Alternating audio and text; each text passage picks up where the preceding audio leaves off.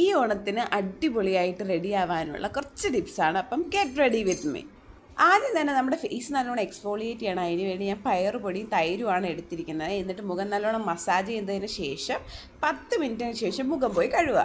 നമ്മൾ makeup start ചെയ്യുന്നതിന് മുമ്പ് നമ്മുടെ മുഖം നല്ല തണുത്ത വെള്ളത്തിൽ മുക്കി വെക്കുക. നമ്മുടെ ഡൾനെസ് പോകും. അതുപോലെ തന്നെ പെട്ടെന്ന് ഒരു ഇൻസ്റ്റൻറ്റ് ഗ്ലോയും കിട്ടും. ഫസ്റ്റ് സ്റ്റെപ്പാണ് മോയ്സ്ചറൈസർ, ഒരു SPF ലിപ് ബാം, സൺസ്ക്രീൻ. ഒരു ടിൻറ്റഡ് സൺസ്ക്രീനാണ് ഞാൻ എടുക്കുന്നത്. ഐബ്രോസ് ഫില്ല് ചെയ്ത് കൊടുക്കുന്നുണ്ട്. ആ സമയം കൊണ്ട് അതെല്ലാം സ്കിന്നിൽ അബ്സോർബ് ആവും. സോ നല്ലോണം ചീപ്പിയതിന് ശേഷം മാത്രം ഞാൻ ബ്രൗൺ കളർ ഐബ്രോ പെൻസിലാണ് യൂസ് ചെയ്യുന്നത്. അടുത്തത് ഫൗണ്ടേഷൻ മാർസിൻ്റെ 07 ആണ്. നിങ്ങൾ ഡസ്കി സ്കിൻ ടോൺ ആണെങ്കിൽ നിങ്ങൾക്ക് ഇത് കണ്ണുമുട്ടി വാങ്ങിക്കാം.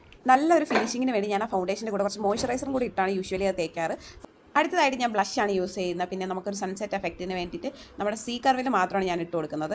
അടുത്തത് ഞാൻ ഇതെല്ലാം പൗഡർ ഇട്ട് സെറ്റ് ചെയ്യുന്നുണ്ട്. അടുത്തത് ലിപ് മേക്കപ്പ് ആണ്. എന്നെ പോലെ കുഞ്ഞു ചുണ്ടാണെങ്കിൽ ഞാൻ ചെയ്യുന്ന പോലെ എൻ്റെ മേളിലത്തെ ഭാഗവും അതുപോലെ തന്നെ താഴെ ഭാഗവും ഞാൻ ജസ്റ്റ് ലൈൻ ചെയ്തേ കൊടുക്കുന്നുള്ളൂ. കാരണം അതൊന്ന് ഫുള്ളറായിട്ട് കാണാൻ വേണ്ടിയിട്ടാണ്. ലിപ് ലൈൻ ചെയ്തതിന് ശേഷം കുറച്ച് സമയം കഴിഞ്ഞിട്ട് ബാക്കി ചെയ്താൽ മതി. ആ സമയം കൊണ്ട് ഞാൻ കണ്ണെഴുതി.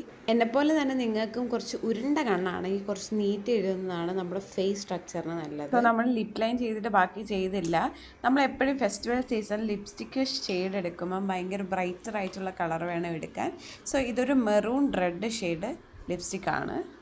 എന്നിട്ടൊരു കുഞ്ഞ് പൊട്ടും കൂടെ വെച്ച് കൊടുക്കുക. Next costume change. ട്രഡീഷണൽ പഴയ്ക്കാമാല. അപ്പോൾ ഇത്രയുള്ള ലുക്ക് ഇഷ്ടമെങ്കിൽ ലൈക്ക് ചെയ്യണേ.